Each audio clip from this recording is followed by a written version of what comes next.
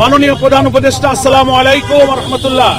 2024 সালের July August মাসের সফল গণ অভ্যুত্থানের পর জনগণের অভিপ্রায় ও জাতীয় ঐক্যমতের ভিত্তিতে আপনার নেতৃত্বে অন্তর্বর্তী সরকার গঠিত হয়েছে।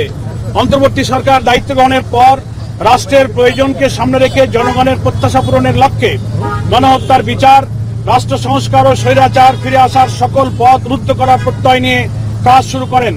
জাতির প্রত্যাশার আলোকে আপনার বরিষ্ঠ নেতৃত্বে পরিচালিত বর্তমান সরকার দেশে গণতন্ত্র, মানবাধিকার ও ন্যায় বিচার প্রতিষ্ঠার জন্য নিরলসভাবে প্রচেষ্টা চালিয়ে যাচ্ছে। এই লক্ষ্যে গঠিত হয় বিভিন্ন সংস্কার কমিশন।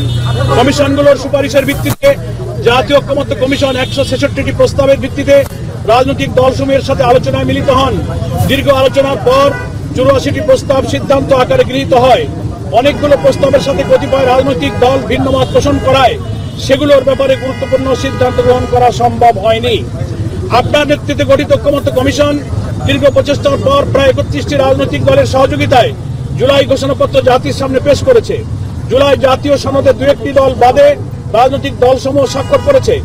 জুলাই জাতীয় সনদ বাস্তবায়নের পন্থা সম্পর্কে সরকার ও রাজনৈতিক দলসমূহের পক্ষ থেকে বিশেষজ্ঞদের কাছ থেকে আইনি মতামত গ্রহণ করা হয়েছে। অবিলম্বে জুলাই সনদ বাস্তবায়ন আদেশ জারি করা এবং জাতীয় নির্বাচনের পূর্বে গণভোটের তারিখ ঘোষণা করা প্রয়োজন।